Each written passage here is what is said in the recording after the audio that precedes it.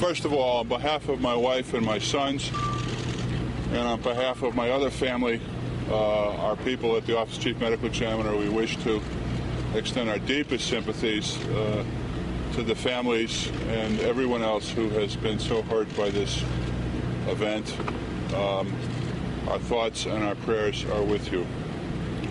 The Office of Chief Medical Examiner got here, actually the Chief Medical Examiner, got here a couple hours after the building was secured.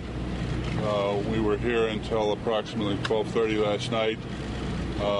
We thank the emergency services who built us a temporary facility in the parking lot, and we took identification photographs and did preliminary identification on all victims and had everybody transported back to Farmington by about 1 in the morning. Our entire staff turned out, started the postmortem examinations this morning.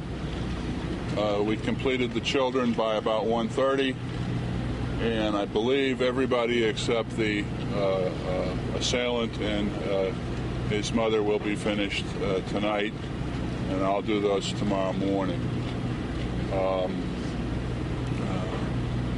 Lieutenant Vance and staff have a list of the names and the dates of birth. Anything else on there? No, sir. No. And that'll be distributed. Hope we got enough copies. Everybody, death was caused by, everyone that we've completed so far was caused by gunshot wounds. And obviously the manner of death on all these cases has been classified as homicide. How many medical examiners work today, sir? I have 4 doctors and, I think all 10 of my technicians, both the full-timers and part-timers, were there. And one student from Quinnipiac University, this was her first day, that was kind of interesting. And the majority of our investigative staff were working on this at some point, whether they were with us last night or on the job today. And I think a lot of our clerical or what they call processing techs who do the paperwork and so forth were there. They're up all on the second floor, and I didn't get there today. Sir, you obviously, by the nature of your job, you deal with horrible things at times. Is this one over the top? Is this one a bit different than things you've dealt with before, sir? Did everybody hear the question? No. Given what I deal with all the time, is this one over the top? I've been at this for a third of a century, and it's my sensibilities may not be the average man, but this probably is the worst I have seen, or the worst that I know of any of my colleagues having seen. And that all the more makes me proud and grateful to our staff, who, to a man, have just behaved most professionally and strongly. And I hope they and I hope the people of Newtown don't have it crash on their head later. Doctor, on that examination, could you tell which caliber of the handgun compared to the rifle of these shooting victims were on this incident? It's a good thing there's not being prosecution, because then I couldn't answer that. But all the wounds that I know of at this point were caused by the long weapon. So the rifle was the primary weapon? Yes. And what caliber were these bullets? Question was, what caliber were these bullets? And I probably know more about firearms than most pathologists, but if I say it in court, they yell at me and don't make me answer. So I'll let the police deal with that for you. Doctor, can you tell about the nature of the wounds? Were they at very close range? Were the children shot from across the room? Can you tell? I only did 7 of the autopsies. The victims I had ranged from 3 to 11 wounds apiece, and I only saw 2 of them with close-range shooting. But that's that's a sample. I really don't have detailed information on the rest of the injuries. But you said it was the long rifle that was used? Yes. To shoot? I thought the long rifle was discovered in the car. That's not correct. Not correct, sir. Follow up on that question. How many bullets casing the fragments did you find total on the autopsy? Can you tell us that? Oh. I'm lucky I can tell you how many I found. I don't know. There were lots of them. Okay. This type of weapon is not. The bullets are designed in such a fashion that the energy. This is very clinical. I shouldn't be saying this, but the energy is deposited in the tissue, and so the bullet stays in. Doctor, did children die quickly? Are you able to tell that? It's always a difficult question, and obviously I don't have.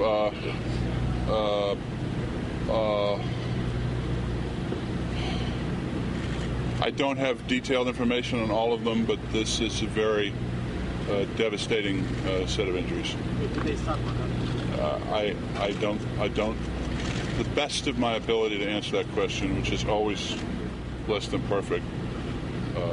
If so, not for very long. Well, most of the injuries. All the ones. I believe so. Yes. What time? What shape were the bodies of the families were brought forward to identify? We did not bring the bodies and the families into contact. We took pictures of them, of their facial features. You have it's easier on the families when you do that. There is a time and a place for up close and personal in the grieving process. But to accomplish this, we felt it would be best to do it this way, and you can sort of you can control the situation depending on your photographer, and I have very good photographers. But you know the difference in the time of death between the body that was recovered from the house and the bodies that were recovered from the school? no, I don't. How young? Sorry, Doctor, I don't. How young was the youngest victim, doctor, and how old was the oldest victim? Y'all going to have to look at the spreadsheet when we pass it out. I'm sorry. That you dealt with. Was it the All the ones I dealt with were all first. Everybody I dealt with, I believe they're all first graders. Did the gunman kill himself with the rifle? No, I don't know yet. I'll examine him tomorrow morning, but I don't think so. Can you discuss if the injuries are the fatal injuries? I have not seen her yet. In terms of the children, were they found all in one location, in one classroom, or? Guys, what are we releasing on that? Okay. The Paul and company will deal with that. Paul and company, Lieutenant Vance is going to handle that one. You said that all of the children that you personally examined were shot multiple times. Is that the case for all of the children? We discussed this briefly with the staff before I came here. There was, I believe everybody was hit more than once. Was there any evidence of a struggle, any bruises, or? In terms of the nature of the shooting, and was there any sense that there was a lot of care taken to precision from the shooter, or was it spread somewhat randomly? Both? It's a very difficult question to answer. Okay. Even the wounds? Yeah. It's really... You'd think after the thousands of people I've seen shot, I could answer that question, but if I attempted to answer it in court, there'd be an objection and they'd win.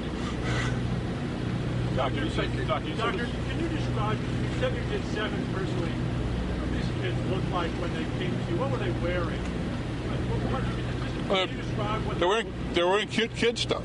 I mean, they're first graders. They're wearing cute kid stuff. You know? It's the kind of stuff you'd send your kids or your grandkids out the door to first grade. Doctor, match the fatal injuries to the adults? They're similar to those of the children.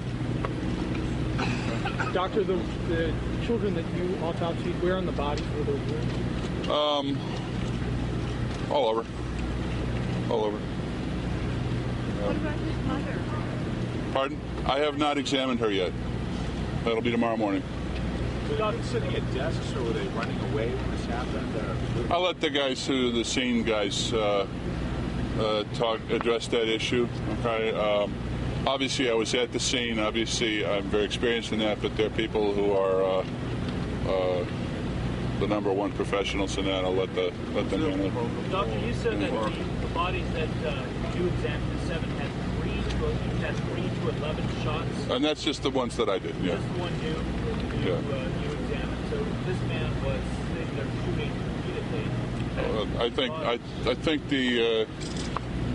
think the guys who did the crime scene are going to be able to tell you something about how many cartridges were found. Is there protocol for how you the order you did the autopsies, like the mother and the?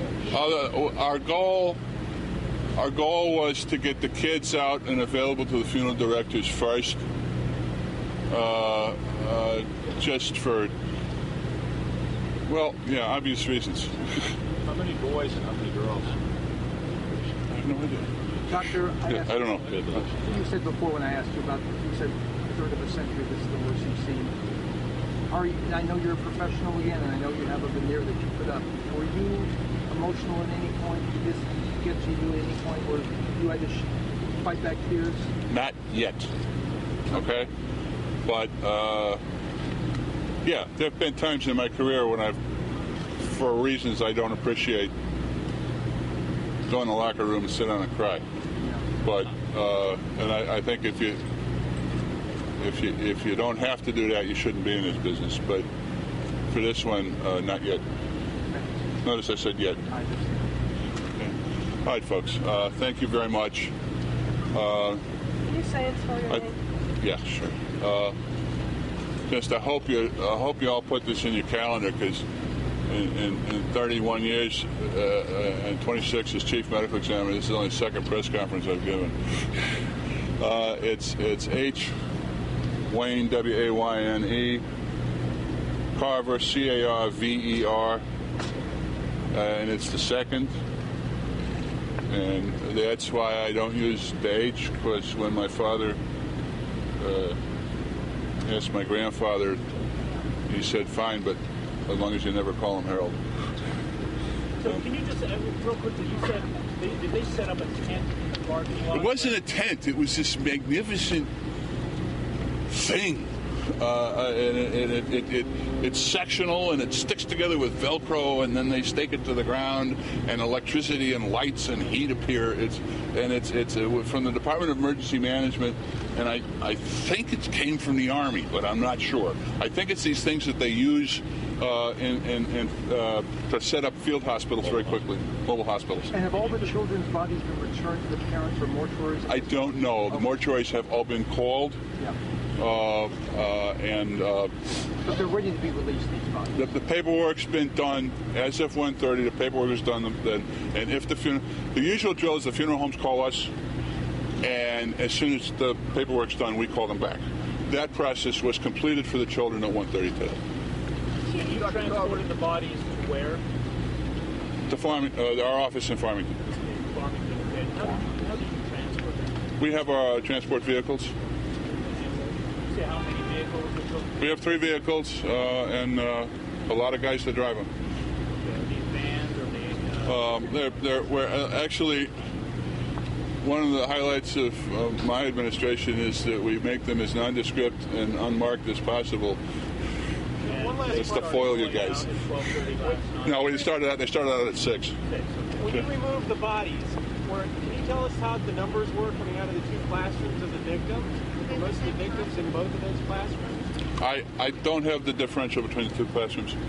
And the adults, were the majority of the adults found in the front office or in the classrooms? I'm gonna let the police handle that because they're the scene guys. Doc, you said you're going to examine the bodies of Nancy, Lenza, and her son tomorrow? Yes. Yes. Are we doing that personally? Yeah. just so happened it was my weekend. Doctor, you said you can't confirm that the gunshot wounds of the assailant are self-inflicted. Is that because you don't have evidence? I just... You don't know? You haven't checked it yet? I can't technically make that diagnosis until I examine him, okay?